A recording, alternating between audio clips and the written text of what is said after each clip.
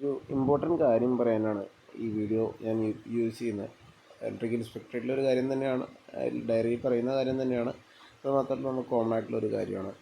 നമുക്ക് നമ്മുടെ ഇന്ത്യ ഇങ്ങനെ വളർന്നുകൊണ്ടിരിക്കുകയാണ്, കേരളം വളർന്നുകൊണ്ടിരിക്കുകയാണ്, പല പ്രോജക്ട്സും വരുന്നുണ്ട്.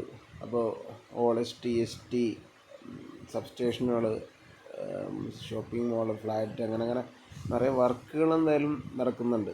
അപ്പോൾ നമുക്ക് ക്വാളിഫിക്കേഷനും എക്സ്പീരിയൻസും സർട്ടിഫിക്കേഷൻസും ഉണ്ടെങ്കിലാണ് നമുക്ക് കുറച്ചും കൂടി ഈ പറഞ്ഞ വർക്കുകളിൽ നമുക്ക് കൂടുതൽ ഇൻവോൾവ് ആവുകയും നമുക്കതിൻ്റെ ഗുണഫലങ്ങൾ അനുഭവിക്കാൻ പറ്റുകയും ചെയ്യുന്നത്. അപ്പോൾ നമ്മൾ ക്വാളിഫിക്കേഷൻസ് പതുക്കെ ആരായാലും, അതിപ്പോൾ ഞാൻ BTech കഴിഞ്ഞവരായിക്കോട്ടെ, ഡിപ്ലോമ കഴിഞ്ഞവരായിക്കോട്ടെ, ITI കഴിഞ്ഞവരായിക്കോട്ടെ, അല്ല വയർമാൻ ലൈസൻസ് ഇല്ലാത്തവരായിക്കോട്ടെ, ഇലക്ട്രിക്കൽ സംബന്ധമായിട്ട് വർക്ക് ചെയ്യുന്ന ആൾക്കാർ പതുക്കെ ലൈസൻസും കാര്യങ്ങളും എടുത്തു വയ്ക്കുന്നത് എപ്പോഴും ഉപകാരപ്പെടുള്ളൂ. അതുകൊണ്ട് ഒരു നഷ്ടം ഉണ്ടാവില്ല. അതുകൂടാതെ ആ ഒരു പ്രോസസ്സ്, ഈ പറഞ്ഞ ലൈസൻസ് എടുക്കുന്ന ആ ഒരു പ്രോസസ്സിൽ നമ്മൾ കുറേ കാര്യങ്ങൾ പഠിക്കും. ഇപ്പോൾ നിങ്ങൾക്ക് ഈ വീഡിയോ എടുക്കുന്നതിൻ്റെ ഇടയിൽ ഞാനും പലതും പഠിച്ചുകൊണ്ടിരിക്കുകയാണ്. നമ്മൾ പല ചെറിയ രീതിയിലെ കാര്യങ്ങളൊക്കെ വായിച്ച് നോക്കുമ്പോൾ നമുക്കറിയാത്ത കാര്യങ്ങൾ നമ്മുടെ സീനിയേഴ്സിനോടും ചോദിച്ച് മനസ്സിലാക്കി നമ്മുടെ അറിവ് വർദ്ധിക്കുകയും നമുക്ക് കുറച്ചും കൂടി ബെറ്ററായിട്ട് വർക്ക് ചെയ്യാൻ സഹായിക്കുകയും ചെയ്യുന്നൊരു കാര്യമാണ്. അപ്പോൾ ഈ ഒരു പേജ് നമ്മുടെ ഇൻസ്പെക്ടർ ഡയറിയിലൊരു പേജാണത്. Qualification experience of authorised person for the operation maintenance of HT and EST substation.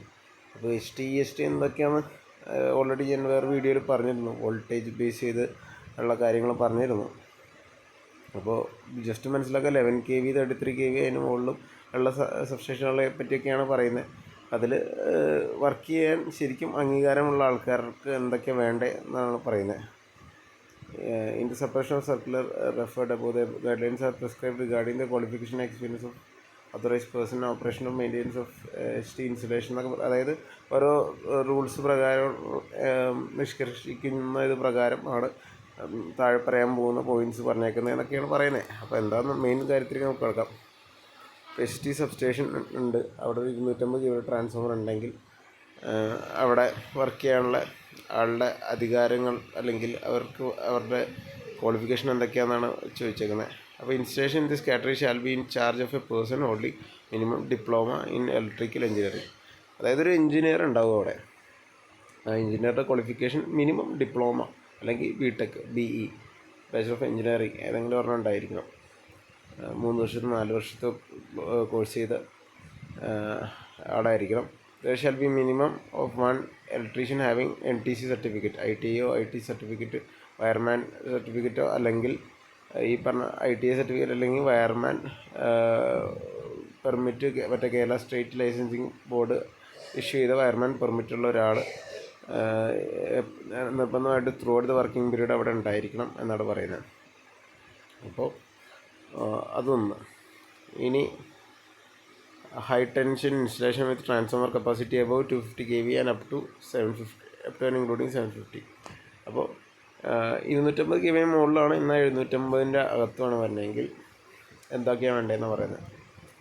അപ്പോൾ ഇവിടെയും ഒരു there shall B engineer in charge holding minimum diploma in electrical engineering വരുന്നുണ്ട്. ഒരു എഞ്ചിനീയറിംഗ് ചാർജ് എന്തായാലും ഉണ്ടാവും, അവർക്ക് ഡിപ്ലോമ മിനിമം അല്ലെങ്കിൽ electrical. There shall be minimum of 2 electricians having national trade certificate. ഇപ്പോൾ ഇവിടെ 2 ഇലക്ട്രീഷ്യൻ വേണം, വയർമാൻ പെർമിറ്റോ അല്ലെങ്കിൽ ITI ഉള്ള 2 ഇലക്ട്രീഷ്യന്മാർ വേണം through out the working period. ഇനി മൂന്നാമത്തെ പറയുന്ന high tension installation with transformer capacity above 750. അപ്പോൾ ഈ കേസിലും ഇൻസ്റ്റലേഷൻ നോക്കാൻ വേണ്ടി ഡിഗ്രി ഇൻ ഇലക്ട്രിക്കൽ എഞ്ചിനീയറിംഗ് ഒരാൾ ഓർ ഡിപ്ലോമ എന്ന് പറഞ്ഞിട്ടുണ്ട് വിത്ത് മിനിമം 3 year എക്സ്പീരിയൻസ് പറഞ്ഞേക്കുന്നത്. അതായത് ഒന്നുമില്ലെങ്കിൽ ഇലക്ട്രിക്കൽ ഡിഗ്രി, അതായത് BTech ഡിഗ്രിയോ BE എടുത്ത ആൾ വേണം, അല്ലെങ്കിൽ ഡിപ്ലോമ ഉള്ള ആളായിരിക്കണം. പക്ഷേ അയാൾക്ക് 3 വർഷം എക്സ്പീരിയൻസും വേണം. എവിടെ ഇൻ ദ റിലവൻറ്റ് ഫീൽഡ്, അതായത് ഈ പറഞ്ഞ മെയിൻ്റെനൻസിലും HT സബ്സ്റ്റേഷനൊക്കെ ആയിട്ട് ബന്ധപ്പെട്ട ഒരു ഫീൽഡിൽ വർക്ക് ചെയ്ത ആളായിരിക്കണം. There shall be a minimum of 1 person holding diploma in electrical engineering and a minimum of 3 electricians.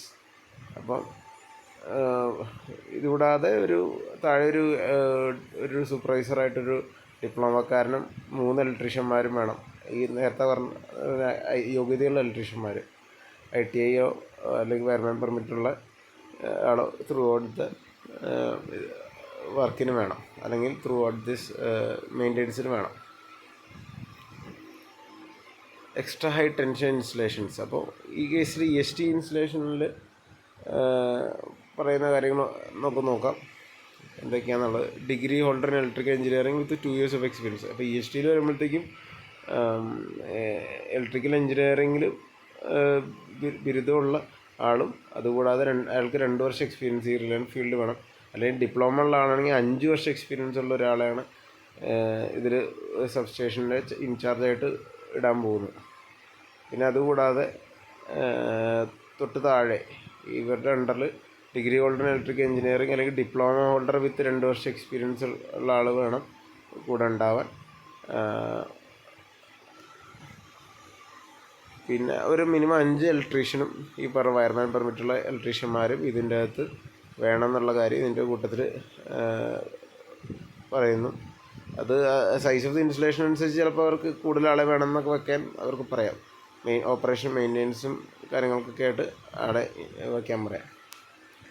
ഇതിൻ്റെ കൂട്ടത്തിൽ ജനറലായിട്ടൊരു കാര്യം പറയുന്നുണ്ട്. In every registered factory with more than 250 kilowatt of electrical load, connected load 250 kilowatt മുകളിൽ പോകുന്ന ഏത് ഫാക്ടറിയിലും ഒരു there shall be authorised person by the management. അവിടുത്തെ മാനേജ്മെൻറ്റിൽ ഒരു അതോറിറ്റി ഉള്ളൊരു പേഴ്സണിനെ വെക്കണം, ഒരു ക്വാളിഫൈഡ് ആയിട്ടുള്ള പേഴ്സണെ വെക്കണം. എന്തിന്? സേഫ്റ്റി പ്രൊവിഷൻസും ഇലക്ട്രിസിറ്റി റൂൾ പ്രകാരമുള്ള സേഫ്റ്റി കാര്യങ്ങൾ ഇതിൽ നിങ്ങൾ മെയിൻറ്റെയിൻ ചെയ്യുന്നുണ്ടോ നോക്കാൻ വേണ്ടി ആളെ വെക്കണം. എന്നിട്ട് who shall periodically inspect such installation, get them tested and keep A record thereof, and such record shall be made available to the inspector or any officer appointed to assist the inspector if and when required. അപ്പോൾ നമുക്ക് periodically ഇത് maintain ചെയ്യുക, അതിൻ്റെ records keep ചെയ്യണം. എന്നിട്ട് electrical ഇൻസ്പെക്ടറേറ്റിൽ നിന്ന് അവിടെ authorities വരുമ്പോൾ ഇത് ഈ റെക്കോർഡ്സ് കാണിക്കാനും ഇത് ചെക്ക് ചെയ്യാനുള്ള എല്ലാ സംവിധാനങ്ങളും ഹെൽപ്പ് ചെയ്യാനും ആൾ വെക്കണം എന്നാണ് പറഞ്ഞത്. These guidelines shall be implement for with new installation. പുതിയ ഇൻസ്റ്റലേഷൻസിൽ ഈ ഗൈഡ് ലൈൻസ് നിർബന്ധമായിട്ട് ചെയ്യണം. In the existing installation these guideline shall be implement according to the requirements and changes made as per guidelines. പുതിയതും പഴയതായ ഇൻസ്റ്റലേഷൻസിലും ഈ പറഞ്ഞ കാര്യങ്ങൾ നമ്മൾ ശ്രദ്ധിക്കണം എന്നാണ് പറയുന്നത്. അതിന് പകരമായിട്ട് വേറൊരു കാര്യം കൂടി പറയുന്നുണ്ട്. ഇതൊന്നും പറ്റിയില്ലെങ്കിൽ നമ്മൾ ഒരു ആനുവൽ മെയിൻ്റെനൻസ് കോൺട്രാക്റ്റ് ഒരു ലൈസൻസ്ഡ് എ ഗ്രേഡ് ഇലക്ട്രിക്കൽ കോൺട്രാക്ടറും അയാളുടെ അണ്ടറിൽ ഡിഗ്രി ഡിപ്ലോമ ഹോൾഡേഴ്സും ഇതൊക്കെ ഉണ്ടാവും ഓൾറെഡി. അതുകൊണ്ട് degree diploma holders in electrical engineer may not be institute as authorised person എന്ന് ഇതിനകത്ത് പറയുന്നുണ്ട്. ഏതിലാണ് മെയിൻലി ഈ ഹൈ റൈസ് റെസിഡൻഷ്യൽ കൊമേഴ്ഷ്യൽ ബിൽഡിങ്ങിലൊക്കെ 11 kV ഒക്കെ എടുക്കുന്ന സ്ഥലങ്ങളിൽ ഇങ്ങനെ വേണമെന്ന് നിർബന്ധമില്ല. ഈ ആനുവൽ മെയിൻ്റെനൻസ് കോൺട്രാക്റ്റ് ആ ടീമിന് കൊടുത്തിട്ടുണ്ടെങ്കിൽ അവരുടെ കയ്യിൽ ആൾക്കാരുണ്ടാവുമല്ലോ.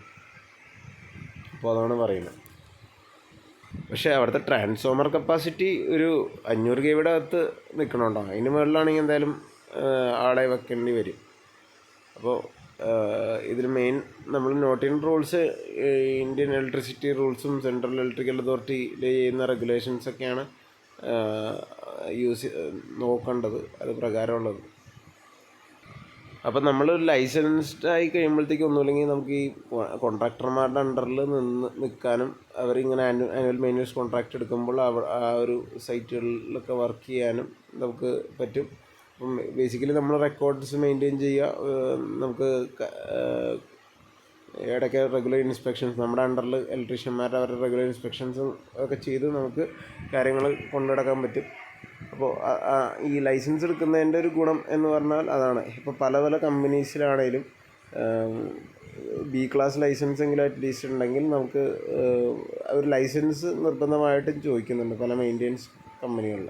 അപ്പോൾ അതിൻ്റെ ഉദ്ദേശം ഇതാണ്. ഇതേപോലത്തെ കോൺട്രാക്ടർ അണ്ടറിൽ നമ്മൾ ലൈസൻസ്ഡ് ആയിട്ടുള്ളൊരു എഞ്ചിനീയറായിട്ട് വേണം. അപ്പോൾ അവർക്ക് ഇതേപോലെ ഓരോ സൈറ്റുകൾ എടുത്തിട്ട് നമ്മളെ ഏൽപ്പിക്കാൻ പറ്റുകയും ചെയ്യും. അപ്പോൾ നമുക്കത് കൃത്യമായിട്ട് ഡിസൈനും ഇതൊക്കെ പഠിച്ചാൽ നമുക്ക് ഇതിൻ്റെ കാര്യങ്ങളൊക്കെ അറിഞ്ഞു കഴിഞ്ഞാൽ നമുക്ക് ഇതൊക്കെ നോക്കി നടത്താനും പറ്റുകയും ചെയ്യും. അപ്പോൾ അതിനാണ് നമ്മൾ ഈ